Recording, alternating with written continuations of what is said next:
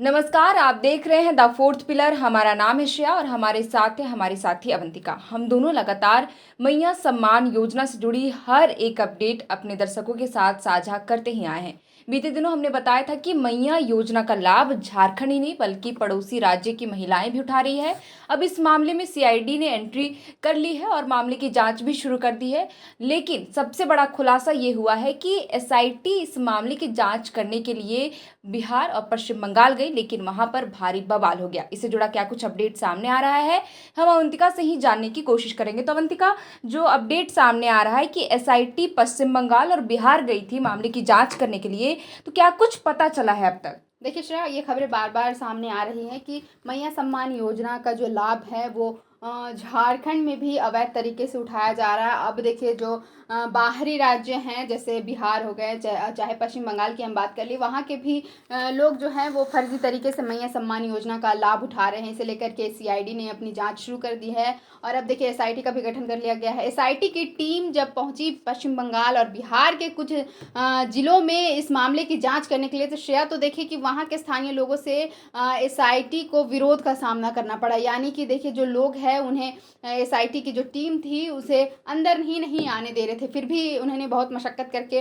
जांच अपनी शुरू की और जांच में जो मामला निकल कर सामने आया है, तो हम बता दें कि ये मामला साइबर क्राइम से जुड़ा हुआ है। श्रेया देखिए, साइबर फ्रॉड की अगर हम बात करें श्रेया, तो साइबर फ्रॉड को लेकर के हम भी अपने दर्शकों को बार बार आगाह कर रहे हैं और साथ ही सीएम हेमंत सोरेन भी महिलाओं को ये बात कह चुके हैं कि आप साइबर अपराधियों से बच कर रहे हैं। हम पहले भी कई खबरें कर चुके हैं श्रेया, शुरुआत में भी साइबर फ्रॉड के जो मामले सामने आ रहे थे, कैसे साइबर अपराधी जो हैं वो फोन नंबर लेके प्रखंड कार्यालयों से और मैया सम्मान योजना में जो भी महिलाएं पैसा लाभ उठा रही थी उनसे पैसे की ठगी कर रहे थे। इस तरह के भी मामले पहले भी सामने आ चुके हैं और सीएम हेमंत सोरेन खुद निर्देश दे चुके हैं महिलाओं को, जो भी लाभुक महिलाएं हैं, कि आप साइबर अपराधियों से बच के रहें। कोई भी जानकारी आप फ़ोन के माध्यम से, व्हाट्सएप के माध्यम से किसी को भी साझा ना करें, क्योंकि जो भी सरकारी काम है उसके लिए इस तरह से काम नहीं होते हैं। उसके लिए प्रॉपर आपको दस्तावेज जमा करवाए जाते हैं। कोई भी सरकारी काम के लिए आपको फ़ोन करके ऐसी जानकारियां नहीं ली जाती है, ओटीपी खास करके नहीं मांगी जाती है। तो इस तरह से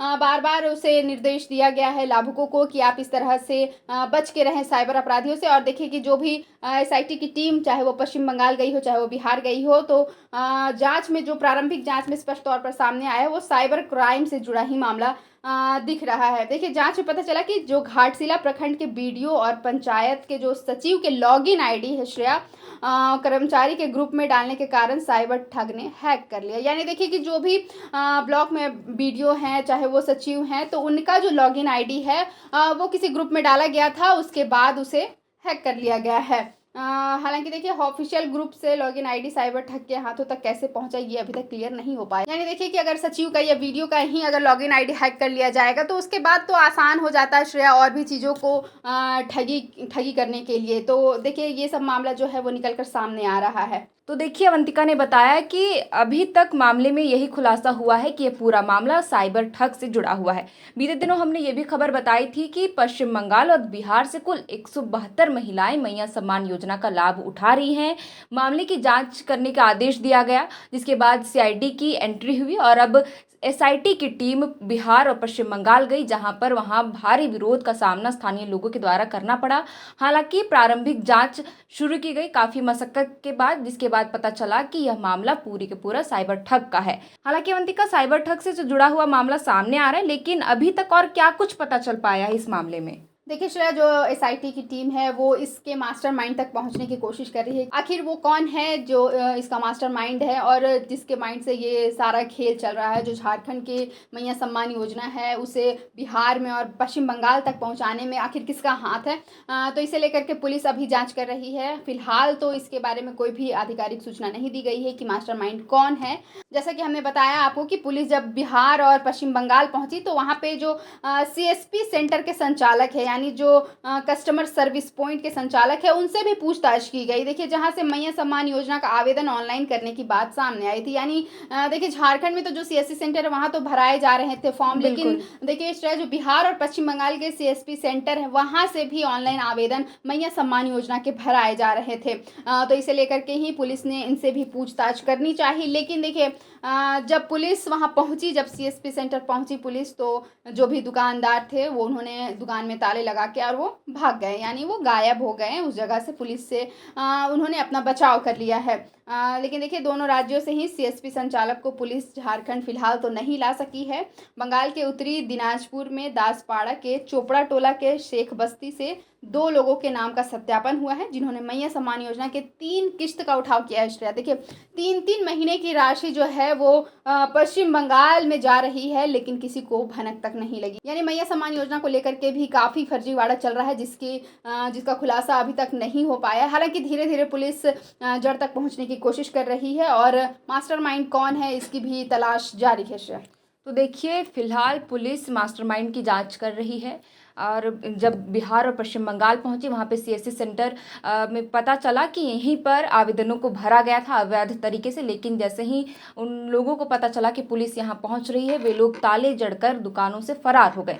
अवंतिका, आपने अभी जिक्र किया कि जो भी महिलाओं का आवेदन भरा गया था उन सभी महिलाओं के खाते में 3 किस्त की राशि भेजी गई। तो क्या राशि की वसूली की बात सामने आ रही कि उन सभी बैंक खातों से राशि की वसूली करेगी सरकार?